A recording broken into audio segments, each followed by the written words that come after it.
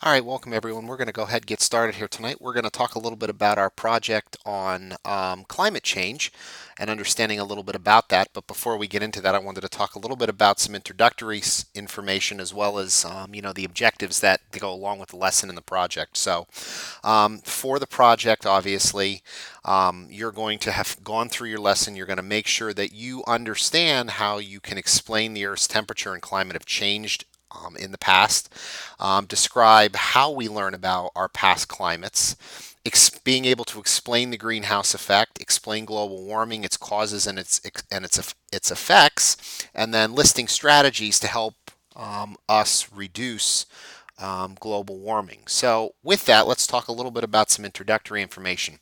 If you've been anywhere on the planet for the past really 10 to 15 years, you have no doubt heard about the phenomenon of global warming.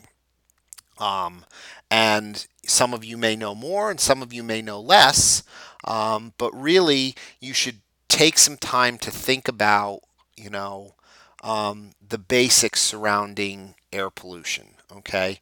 And about how we really determine our world, our planet's global climate over the last, 10,000 years. So, um, really the lesson talks about how the Earth's climate has changed from the past and how it's undergoing these new changes going forward. So, ice cores is one of those ways that scientists can get an abundance of climate data from our past. Okay, much like the rings of trees that give clear cut clues about year to year environmental conditions.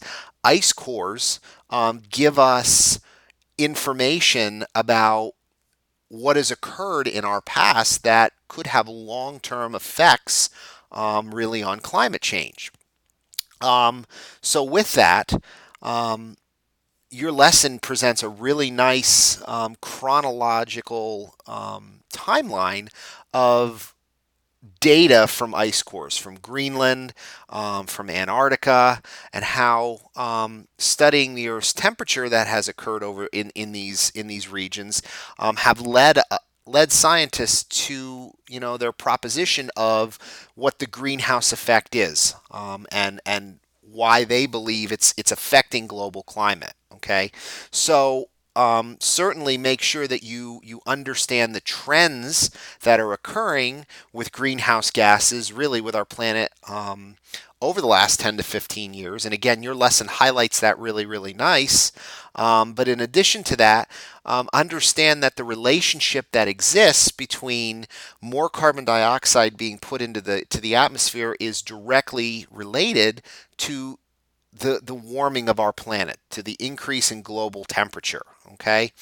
Um, Global warming is really an observation that our planet's temperature is gradually increasing, and we see that is correlational to with greenhouse gases being pumped into the atmosphere. Okay, um, so understanding the current situation that the temperature of our planet has gone up and down throughout its history, um, that the evidence indicates that warming is now much more widespread than it has been, and that essentially resources that are available present both a, a pro global warming philosophy and those that dissent that or rebut that um, phenomenon that it exists. So, um, how do we deal with it?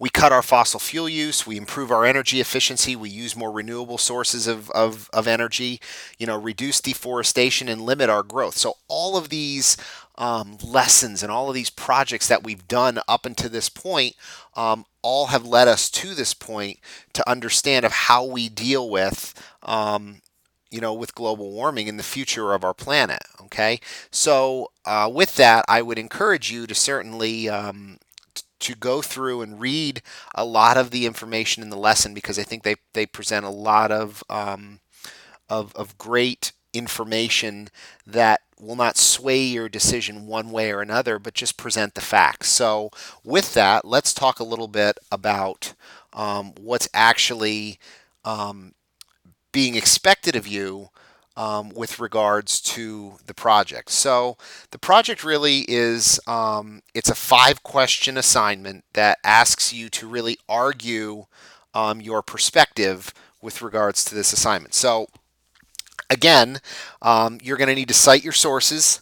You're going to need to be very specific about the details that you include in each of your answers.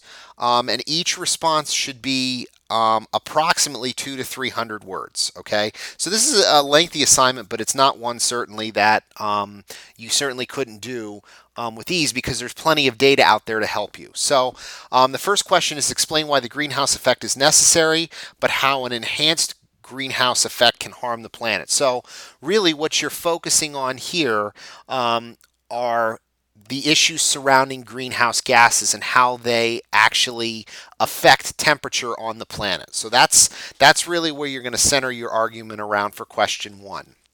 With question 2, define global warming and explain what has caused a recent trend of warming that the Earth is experiencing. So for this, you're going to want to focus your argument around the observation that we talked about of how the Earth's temperature is increasing, and what is showing or what is correlating to that increase. Okay.